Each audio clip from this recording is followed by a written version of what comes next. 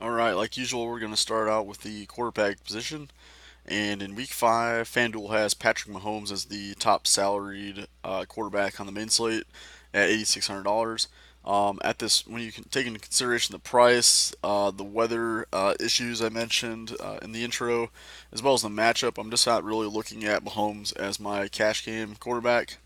So I'm going to skip him this week and actually going to go down to Ben Roethlisberger right underneath him.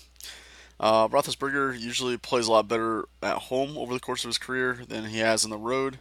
In Vegas right now, the Steelers have the highest projected team total at 30.5.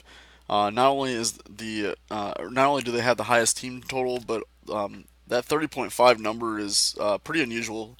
Usually, don't see a team ever have a projected team total over 30. So we really need to take advantage of this and plug them into our lineups. It's expected to be a really close game. They're only favored by 3 in Vegas, and they have a pretty good. He has a pretty good matchup against Atlanta, who's missing some pretty key pieces on defense. So he's my top quarterback for cash games. I also like Cam Newton, same price, just a couple spots here underneath him. Uh, you might have noticed a trend already in my quarterbacks I like using typically. I usually like using quarterbacks that can run a little bit. I think it gives them a pretty good floor, especially when they're pretty much guaranteed 30 or 40 rushing yards. That's a pretty good addition to or pretty good solid floor or foundation for a floor. And if they throw a couple touchdowns or throw for 300 yards, then it's just even more of a bonus. And I like Cam Newton quite a bit. The only other quarterback I'm really looking at for Week Five is Matthew Stafford at $7,600 at home against the Packers. The Packers have kind of a middle of the pack defense against opposing quarterbacks, but I kind of think the numbers are a little bit misleading there. I think so far they're more of a bottom 10 defense against quarterbacks. I think they're kind of anchored a little bit by that really good performance against Josh Allen, but I think that really spoke more about how bad Josh Allen is compared to how good the Packers defense is. So I don't mind firing up Matthew Stafford at this price. He's done a lot better recently. After that disastrous game at home against the Jets, he's actually thrown at least 260 yards in each of his last 3 games and has thrown a total of 7 touchdowns over that span. So feel free to fry him up if you want to go down a little bit cheaper than using Roethlisberger. Moving on to running backs, no Alvin Kamara, who's been pretty much a staple of our lineup each of the first 4 weeks. But we have an even better option, or the next best thing, I guess, depending on how you look those two. And that's Todd Gurley at $9,100 here at the top. He's actually been a little bit more consistent than Kamara too. But anyways, I like him a lot this week. He's playing at Seattle, and Seattle's nowhere close on defense as they were a few years ago when they went back-to-back Super Bowls. And in fact, they lost another pretty big piece of their defense in Earl Thomas. He's pretty much the last really good player on their defense. Um, so we shouldn't be scared at all to plug in Gurley here, and even though it's at Seattle too, I know Seattle's normally a difficult place to play, but the way Seattle's defense is right now, it's not the case anymore. And in fact, Gurley did really well against them last year. In Week 15 at Seattle, Gurley had a total of 180 yards and scored 4 touchdowns on 21 carries and 3 receptions. So I don't think we should fear him at all in Seattle. The Rams are favored by 7 in Vegas. The Rams had they're tied with the second highest projected team total with 28.75 with the Chargers. So that all good signs to use Gurley for this week. Another guy I usually like that's pretty good is Melvin Gordon at home against Oakland. Oakland's pretty terrible against the run. Gordon's another high volume running back who's a dual threat. He gets a few receptions out of the backfield. And you're kind of splitting hairs, but I give Gurley the slight edge over Gordon this week. But if you want to save $400, feel free to go down to Gordon. Christian McCaffrey is another good option. He's seen quite a bit of touches, an uptick in touches the last 2 games. He's just coming off the bye week, but in week 2, he had 14 receptions on 15 targets, and in week 3, he had a total of 30 touches against the Bengals. So I like that trend to continue. I think that they're gonna continue to use him pretty heavily in both the passing and the running game. So he's definitely a good option this week as well. Another guy I'm not going to plug in, but I'm going to mention is James Conner. If I wasn't going to use Roethlisberger and a wide receiver and another player that you'll see here in a minute, I'd suggest using Conner since they're favored, or since this is going to be a high-scoring game, and the Falcons have been really bad against the run this year as well. So if you don't use Roethlisberger or one of the or the receiver I'm going to mention or the tight end I'm going to mention, then feel free to plug James Conner in your lineup at $7,800. It's a pretty good option. The second guy I'm actually going to plug into my lineup is David Johnson at $7,600. I know he's not quite the staple as he was 2 years ago when he was competing with Le'Veon Bell for the top fantasy running back. Uh, but I saw some promising signs last week in week four. His production went up a little bit with Josh Rosen starting over Sam Bradford. Rosen didn't. He wasn't spectacular by any means against Seattle, but he looked a lot better than, or noticeably better than Sam Bradford. He was able to sustain some drives and move the ball a little bit, whereas Bradford was just not able to do anything for that offense. So I think that slight improvement will be enough to put Johnson on the radar. I don't know if he'll ever get to that top three or top four running back like a lot of people predicted preseason or before the season started. But I think he could be on the rise here if Rosen just can be okay for the Cardinals. This week he has a really good matchup at San Francisco. San Francisco has allowed the second most receptions to opposing running backs. So this might be the great matchup or the matchup that kind of jumpstarts Johnson's receptions out of the backfield. He's kind of been lacking that a little bit this year. The next guy I'm going to plug into my lineup is going to be the guy right underneath him, Joe Mixon. Mixon's returned from injury after missing the last two games. Our stud value player, Gio Bernard, is actually going to miss a couple of weeks with an MCL sprain. So Mixon is going to be getting all the touches he can handle right away instantly.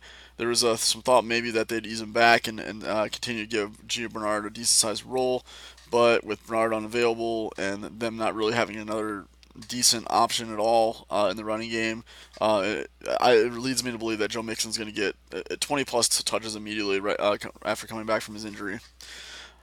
That's pretty much all I'm looking at running back. Let's go ahead and move over to wide receiver.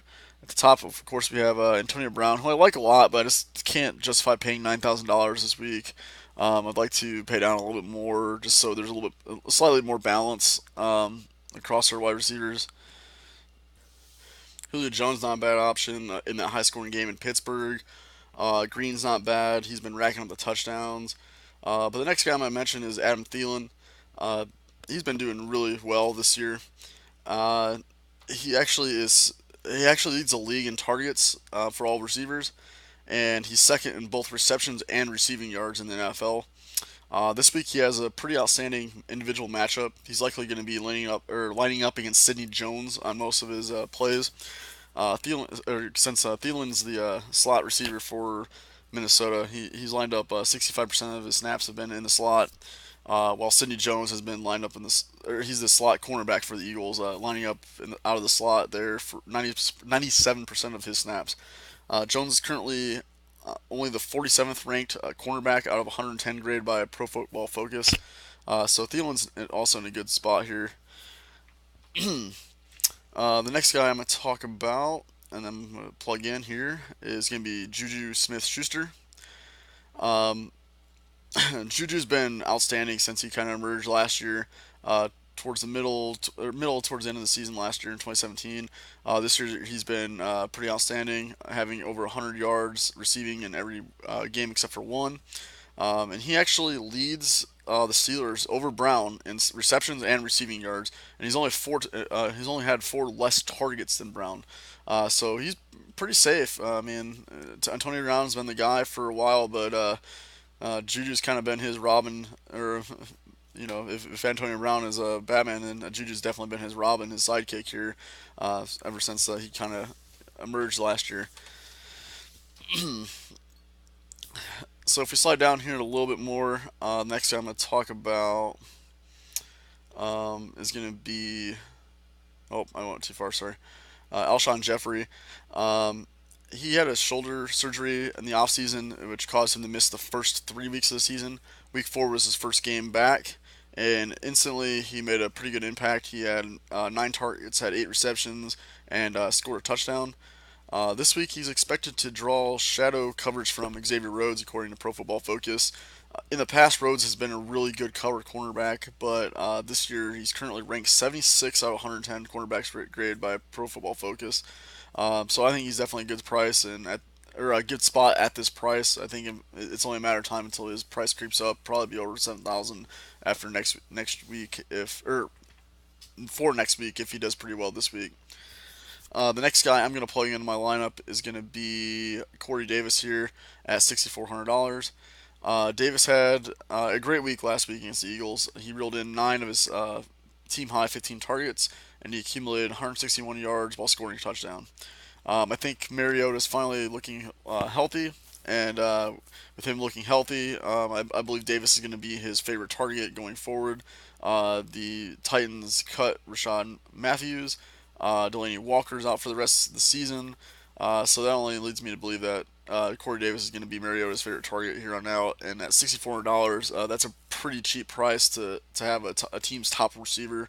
And he's definitely a good spot this week at Buffalo. Looks like Buffalo's going to shadow him with Tre'Davious White, but White's nothing spectacular, nothing to be feared too much. So I think Corey Davis is in a good spot here. It's only $6,400. The last guy I'm going to mention, we're really going to go bargain bin shopping here. It's going to be Marquez Valdez Scantling. So the Packers wide receiver corps is really banged up right now. Their normal one. So Devontae Adams, Geronimo Allison, Randall Cobb, they're all dealing with injuries. Cobb's already ruled out for a few more weeks. Allison's looking like he's not going to play, but we have to keep an eye there. He had a concussion last week against the Bills and came out. And also, he had a hamstring injury just to get listed on the injury report as of Friday. So that's something to look at. And by all indication, it seems like he's not going to go, but we want to confirm that probably before we go ahead and fire up Marquez Valdez Scantling. And then Devontae Adams had a calf injury pop up on and after Wednesday's practice. It looks like he's going to start, but I'm a little worried there and with about that injury, so I'm not considering Adams for my lineups. He's also going to see shadow coverage from Darius Slay, and Slay is by far the Lions' best covered cornerback. So with that matchup, I'm really liking Marquez Valdez Scantling as long as Allison is ruled out. If Allison plays, we might have to do some more tweaking of their lineup, and I'll make some updates to that if that happens. And then if Allison and Adams both are out, if Adams happens to be out, I'm still gonna probably go with Marquez Valdez Scantling. He's probably gonna draw the that shadow coverage from Darius Slay. But when you consider his price and then also the volume of targets that he's likely to receive with the absence of Allison and then maybe Adams and then of course Cobb, then he's definitely a good play. He probably should see maybe 8 to 10 targets at least if ever all those other receivers are out, even with Slay on him. So that's a situation we got to monitor, and I'll post back on Saturday or maybe early Sunday if there's any update with all those guys' status. So let's go ahead and flip over to tight end. As you know by now, I don't like paying up for tight ends in my cash games. I just think there's a better way to spend money or salary. Um, and of course, Kelsey's in that weather game that I don't like. Ertz is a good option, but I just don't like paying $700. The top, the low or the highest price I would consider paying this week is $6,400 for George Kittle against Arizona. He's pretty high volume, high target tight end option this year so far, and even with Garoppolo out, he's still getting quite a bit of work. Jimmy Graham's going to be in a good spot if all those receivers I mentioned are out. Jared Cook's been pretty good this year. Um, the guy I'm really looking at though is going to be Vance McDonald of the Steelers. I normally don't like playing two receiving players from the same team because there's a little bit of negative correlation there between Juju and Vance McDonald. However, since they have that ridiculously high team total of 30.5, I'm okay with playing Juju with Vance McDonald, or Vance McDonald with Juju, whichever way you look at it. One for his price and also for that team total. And Vance McDonald's actually been pretty good lately. He's only played on a total of 36.7% of the Steelers snaps over all 4 weeks. However, over the last 3 weeks, he's seen an increase in snap percentage. He's completely outplayed Jesse James, and they have another tight end on their roster that occasionally gets a look here and there. That's Grimble, but McDonald's also better than him as well. And with the Falcons missing some key pieces across the middle of that defense, I think McDonald's going to get some pretty good looks this week. So I really like him at this salary. That's pretty much all of the tight ends I'm really looking at. Let's go ahead and flip over to defense for last position. So you have the Rams at the top at Seattle. I don't think they're terrible. Russell Wilson tends to run into a lot of sacks. Just the way he scrambles and tries to avoid getting hit in the pocket. And really, Russell Wilson's struggled quite a bit this year. So the Rams are an okay option if you want to go that way, but I think they're too priced up for me to consider them. Same with the Jaguars. I really don't want to pay $45, and I know that game's gonna be sloppy, so you may not think that Mahomes does great, but I think there's still a chance that Mahomes does okay. I just don't think it's a safe bet that he will. That's why I'm kind of avoiding him from the quarterback spot. But also, I'm not going to play the Jaguars this week against him. Going down, Chargers are good against the Raiders at home. $4,400. I think the Panthers okay against the Giants. But the cheap defense, I'm going cheap this week. The cheap option I'm really liking is the Tennessee Titans at Buffalo. Titans, their defense isn't anything spectacular by any means. They've been getting to the quarterback a little more often over the last couple of weeks, so that's a good sign. But my main interest in targeting him is of course is Josh Allen on the Buffalo side. Um, Allen's he had that one good game at Minnesota that was kind of shocking, but it was also I think that probably in the minority of his games. It's not going to be like that. I think we're more likely to see a performance like last week where he went into Lambeau, which is a tough place to play, but their defense is not great in Green Bay. So I was kind of surprised he wasn't able to do anything against them, and I think it kind of speaks more towards his talent and his offensive situation or scheme situation opposed to how good the Packers are on defense. The only other option I'm really considering is the Bengals at home against the Dolphins. I think that's a good spot for them. They've had a couple of good weeks on defense, but they've also had a couple of difficult matchups against some pretty good offenses the last couple of weeks with uh, the Falcons in one of them. So I think they're a good spot at home against Miami this week. Those are really the only defenses I'm really looking at this time. So that's pretty much my lineup for week 5. Let's go ahead and try and extend our winning streak to 5 weeks here. Again, if you need any questions, feel free to hit me up on Twitter at Kaz_Kalita. Whether it's for DFS or for season long, I don't really care. Just if you have any questions that are fantasy related at all, just feel free to hit me up. So that's pretty much it for week 5, guys. Good luck.